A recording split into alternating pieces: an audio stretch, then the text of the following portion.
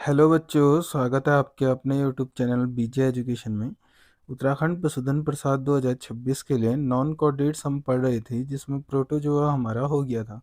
आज हमारा पॉरीफेरा है और एक ही क्लास में इसके जो भी इम्पोर्टेंट एमसीक्यूज़ हैं सबको कंप्लीट करेंगे। और यदि आपने अभी तक मेंबरशिप ज्वाइन नहीं किया है तो 299 के मंथली प्राइस पे आप मेंबरशिप ज्वाइन कर सकते हैं, जहां detail notes plus practice set और एमसीक्यू क्लासेस चल रही है। ठीक है। 25 वीडियो अप्रॉक्स अपलोड हो गई है, साथ में आपको 9 प्रैक्टिस सेट मिलेंगे और अभी वहाँ कोऑर्डिनेट्स स्टार्ट होने वाला है। ठीक है, तो कोऑर्डिनेट्स वहाँ, नॉन कोऑर्डिनेट यहाँ चल रहे हैं। ठीक है, फिर तो शुरू करते हैं। पहला प्रश्न है पॉरीफेरा का। Asconoid canal system found in. Asconoid canal system पाया जाता है, किसमें पाया जाता है फिर? ग्रैंटिया में, स्काइफा में, ल्यूकोसोलिनिया में या स्पॉन्जिला में? तो इसका राइट आंसर है आपका ऑप्शन नंबर सी, ल्यूकोसोलेनिया में। ठीक है। नाल प्रणाली कैनाल सिस्टम की उपस्थिति स्पंजों का विशेष लक्षण है। स्पंजों की देह भित्ति बॉडी वॉल में नाल प्रणाली होती है। यह कई प्रकार की होती है, जैसे एस्कॉइड, साइकॉन, ल्यूकॉन इत्यादि। इनमें एस्कॉइन सबसे सरल प्रकार की प्रणाली है जो ल्यूकोसोलिनिया स्पंज में पाई जाती है। साइकॉन प्रणाली स्काइफा साइकॉन में, जबकि ल्यूक्रीन प्रणाली स्पॉन्जिला में पाई जाती है। ठीक है, तो सबकी बता दिया है। The presence of a canal system is a special features of sponges. There is a canal system in the body wall of sponges. It is of various types such as Ascan, Sycon, Leucon, etc. Among these, the Ascan is the simplest type of system. It is found in Leucosolinia sponge. Sycon system is found in Scypha Sycon, while Leucon system is found in Spongilla.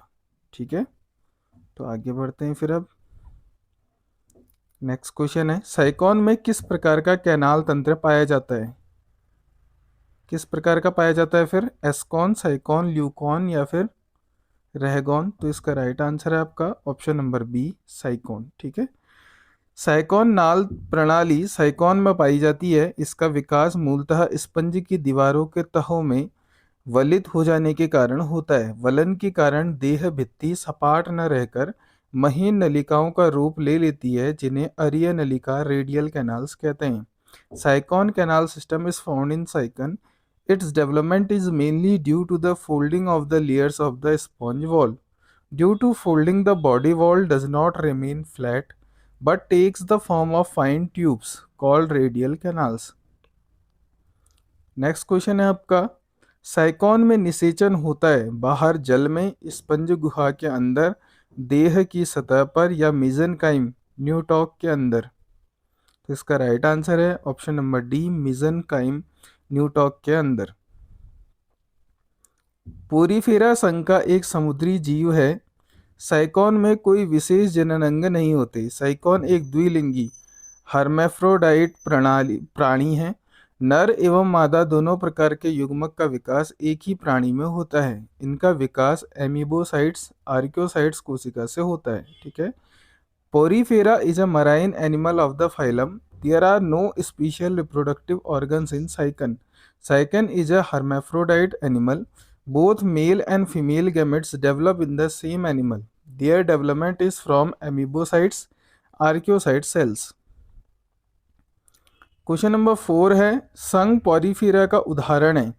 कौन है फिर उदाहरण इसका? Porifera का example पूछा गया है। Obelia, फैशियोला, planaria या साइकॉन? तो इसका राइट आंसर है आपका ऑप्शन नंबर डी, साइकॉन। ठीक है। क्वेश्चन नंबर 5 है, मोती उद्योग के लिए कौन सा स्पंज हानिकारक होता है? Which sponge is detrimental to pearl industry? Sycon, euspongia, glass sponge या क्लायोना? तो इसका राइट आंसर है ऑप्शन नंबर डी, क्लायोना। ठीक है। क्लायोना को सामान्यतः बोरिंग स्पंज के नाम से भी जाना जाता है। यह स्पंज ऑयस्टर, मोती प्रदान करने वाले मोलस्क तथा सीप के कवच में घुसकर छिद्र की खोज में सुरंग बना देता है तथा इन्हें नष्ट कर देता है। Cliona is a commonly known as boring sponge. This sponge enters the cells of oysters, pearl producing mollusk and bivalves, makes tunnels holes in search of holes and destroy them. Question number 6 है sycon का चोल blastula है। The hollow blastula of sycon is stereoblastula, coeloblastula, stomoblastula या amphiblastula. तो इसका right answer है आपका option number D, एम्फीब्लास्टुला। ठीक है।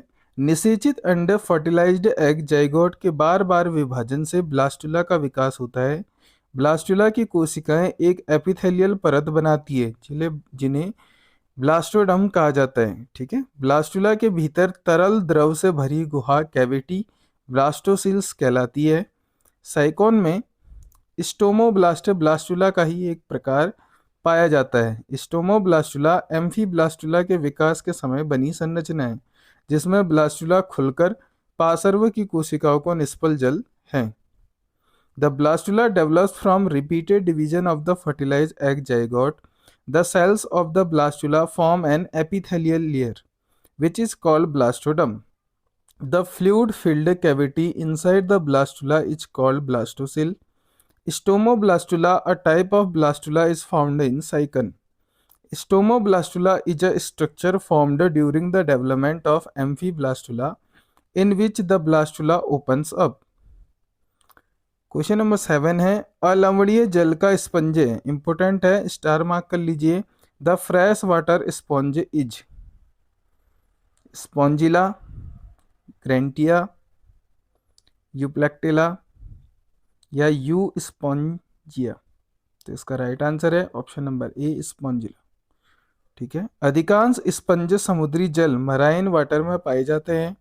ताजे जल या अलवणीय जल में बहुत ही कम स्पंज पाए जाते हैं। स्पॉन्जिला एक ऐसा ही स्पंज है जो कि अलवणीय जल फ्रेश वाटर में पाया जाता है। Most sponges are found in marine water, very few sponges are found in fresh water और नॉन सलाइन वाटर।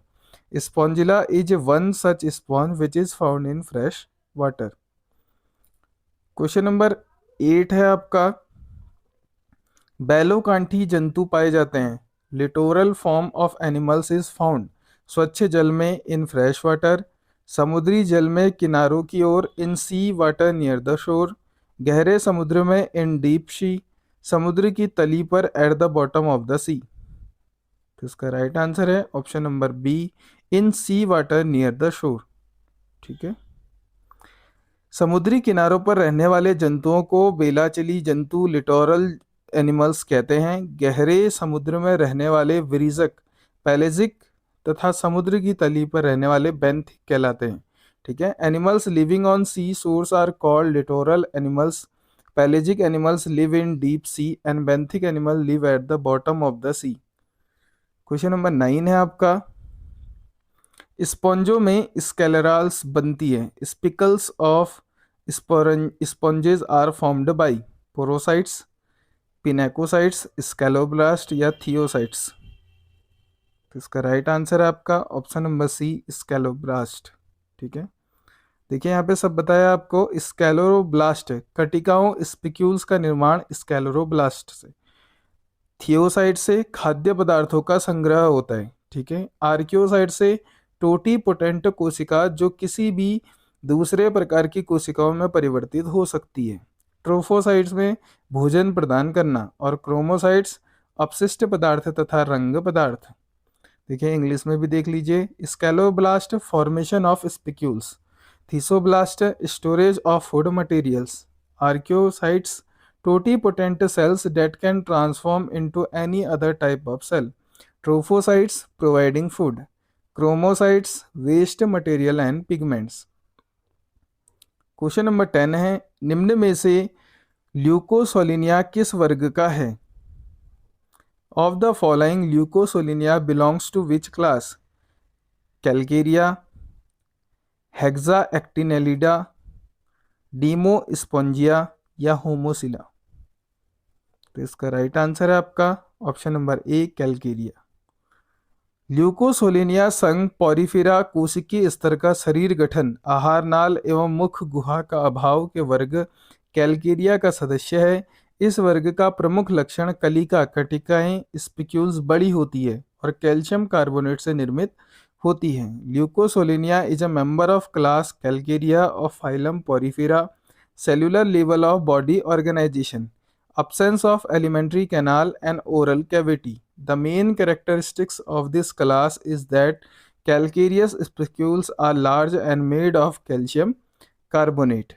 ठीक है, क्वेश्चन नंबर 11 है, मेटाजोआ प्रणालियों का उद्भव जिस एक स्टॉक से हुआ है उसे कहते हैं। Origin of all forms of metazoa from a single stock is called monophyletic origin, diphyletic origin, polyphyletic origin या ओलिगोफाइलेटिक ओरिजिन। तो इसका राइट आंसर है option number A, monophyletic origin. Protozoa से मेटाजोआ के उद्भव के संदर्भ में तीन प्रमुख सिद्धांत हैं। कॉलोनियल सिद्धांत, ठीक है, कॉलोनियल थ्योरी, सिंसाइटियल थ्योरी और तीसरा आपका पॉलीफाइलेटिक थ्योरी, जिसमें कॉलोनियल सिद्धांत सबसे अधिक मान्य है, जिसमें एक वंशीय उद्भव को आधार बनाया गया। There are three main theories regarding the origin of metazoa from protozoa. One है आपका कॉलोनियल, सेकंड है सिंकाइशियल थ्योरी एंड थर्ड है आपका polyphyletic theory. Among these, the colonial theory is the most accepted, which is based on monophyletic origin. Question number 12 है, जानवर जो समुद्र के तल में रहता है कहलाता है। Animals which live at the bottom of the sea are called. अब देखिए, जिसने ध्यान से ऊपर पे देखा होगा उसको पता होगा, उसको लेंटिक कहते हैं, बेंथिक कहते हैं, लोटिक कहते हैं या पैलेजिक कहते हैं। तो उसको हम कहते हैं बेंथिक कहते हैं, ठीक है।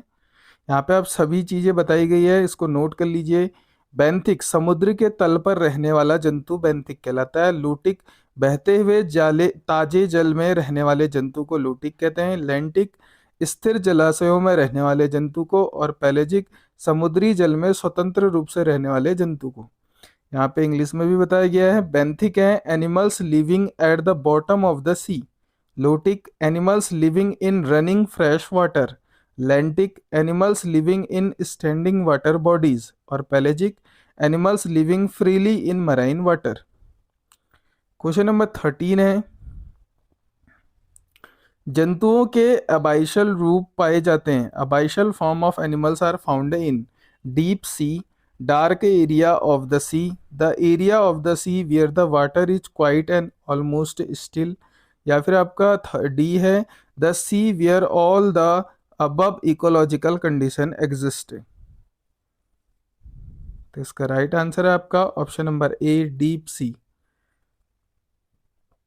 गहरे समुद्र में रहने वाले जंतु जो 4000 से 7000 मीटर तक अधिक गहराई में पाए जाते हैं एबाइसल कहलाते हैं, ठीक है। Animals living in the deep sea found and depth up to 4000 to 7000 metres और मोर आर कॉल्ड अबाइसल।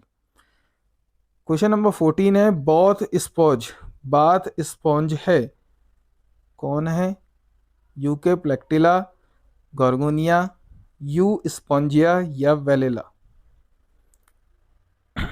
तो इसका राइट आंसर है option number C, Euspongia. Euspongia का साधारण नाम बाथ स्पॉन्ज है। इसका कंकाल दृढ़ श्रृंगी हॉर्नी स्पंजी तंतुओं का बना होता है। कंकाल का रंग उड़ाकर सुखा लिया जाता है तथा उसे स्नान के कार्य में लाया जाता है। Euspongia is commonly known as bath sponge. Its skeleton is made of firm horny spongy fibers. The color of the skeleton is bleached and dried and it is used for bathing purposes. ठीक है, next question है, question number 15 है आपका, निम्न में से कौन सी प्रकार की कोशिकाएं स्पंज में भोजन संचय करती है? Which of the following types of cells store reserve food in sponges? Pinacocytes, choanocytes, trophocytes या थियोसाइट्स। तो इसका राइट आंसर है option number D, thesocytes. Sponge की देह भित्ति में 3 स्तर होते हैं जिनमें विभिन्न प्रकार की कोशिकाएं होती हैं। इनमें थियोसाइट्स मीजोफिल मध्य स्तर में होती है जो भोजन संचय का कार्य करती है। ट्रोफोसाइट्स भी मीजोफिल मध्य स्तर में होती है जिनका कार्य पोषण प्रदान करना होता है। पिनेकोसाइट्स बाहरी स्तर पिनेकोडर्म तथा कोएनोसाइट्स भीतरी स्तर कोएनोडर्म्स में होती है जो मुख्यतः रक्षात्मक स्तर बनाती है। ठीक है, तो सबके फंक्शन आपको पता चल गए हैं। The body wall of sponges has 3 layers containing various types of cells. Among these, the thiocytes are in the mesenchyme middle layer which store food reserves. Tropocytes are also in the mesenchyme layer whose function is to provide nutrition. Pinacocytes form the outer pinacoderm layer and choanocytes form the inner choanoderm layer which mainly forms a protective layer. Question number 16 है, sponge में कसाभ युक्त कोशिका होती है pinacocytes में, coenocytes में, porocytes में या थीसोसाइट्स में? तो इसका राइट आंसर है आपका ऑप्शन नंबर बी, कोएनोसाइट्स में। स्पंज में कोएनोसाइट्स या कोलर कोशिकाएं कसाभ युक्त फ्लैजिलेटेड होती है। ये कोशिकाएं स्पंज के देह भित्ति बॉडी वॉल का सबसे भीतरी स्तर बनाती है। इन स्पॉन्जिज कोएनोसाइट्स और collar cells are flagellated. These cells form the innermost layer of the body wall of the sponge. Question number 17 है, power of regeneration in sponges is due to thesocytes के कारण, amoebocytes के कारण, archaeocytes के कारण या स्कैलरोब्लास्ट के कारण? तो उसका राइट आंसर है option number C, archaeocytes. Sponge में पुनर्जनरेशन या रीजनरेशन की असाधारण क्षमता न केवल क्षतिग्रस्त या खोए हुए हिस्सों की बहाली से प्रकट होती है बल्कि टुकड़ों या एकल कोशिका से एक वयस्क का पूर्ण विकास भी हो सकता है। स्पंज के पुनर्जनन में आर्कियोसाइट्स महत्वपूर्ण भूमिका निभाते हैं। ये कोशिकाएं स्पंज के मध्य स्तर मीजोफाइल लेयर्स में पाई जाती हैं। The extraordinary capacity of regeneration in sponges is manifested not only by the restoration of damaged or lost part but also the complete development of an adult from pieces or single cell. Archaeocytes play an important role in the generation of sponges. These cells are found in the mesoil layer of the sponge. Question number 18 है, flagellated cells in sponges are pinacocytes, porocytes, choanocytes या none of these? क्या होती फिर बताइए? अभी पढ़ा था हमने कोएनोसाइट्स। ठीक है, स्पंज की देह भित्ति बॉडी वॉल में 2 मुख्य स्तर होते हैं, बाहरी पिनेकोडर्म जो कि पिनेकोसाइट्स कोशिका का बना होता है तथा भीतरी कोएनोडर्म जो कि कोएनोसाइट्स कोशिका का बना होता है। कोएनोसाइट्स कोशिकाएं कसाभ युक्त फ्लैजिलेटेड होती है।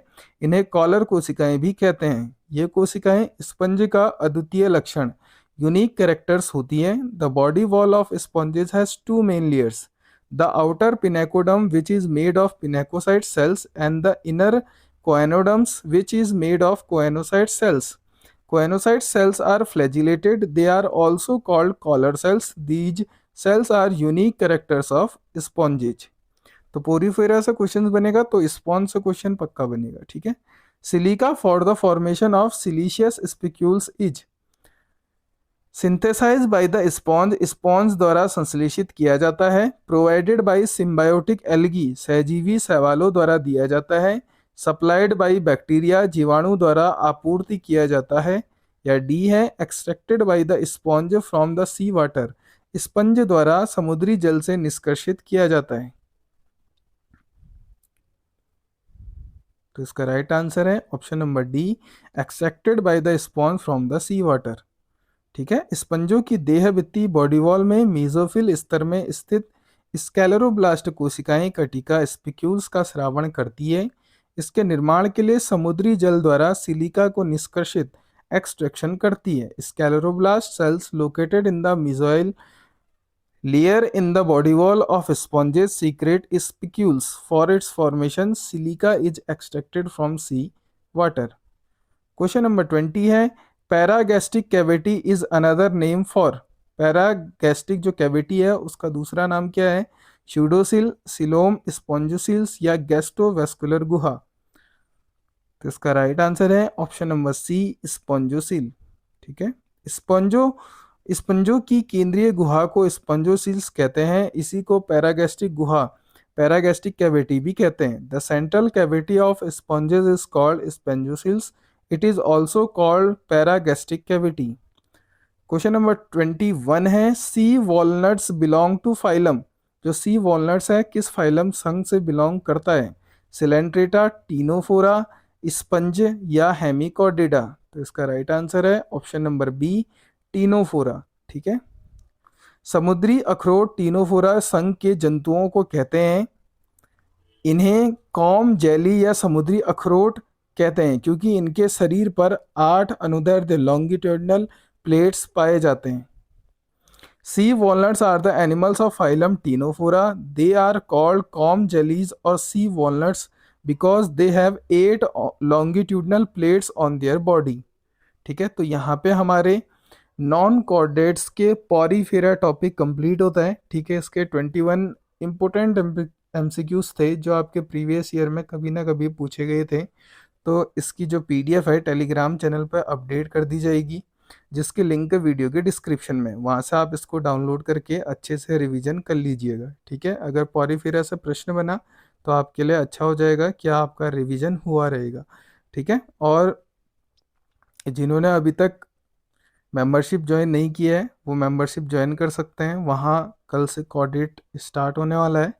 ठीक है, और कई बच्चों ने मेंबरशिप बेसिक वाली ली है, वो अपनी मेंबरशिप अपडेट कर लीजिए, वरना आपके जो 59 रुपीज़ है वो ऐसे ही वेस्ट हो रहे हैं। ठीक है, तो मिलते हैं फिर नेक्स्ट वीडियो में। तब तक के लिए अपना ध्यान रखें और रिवीजन करते रहिए।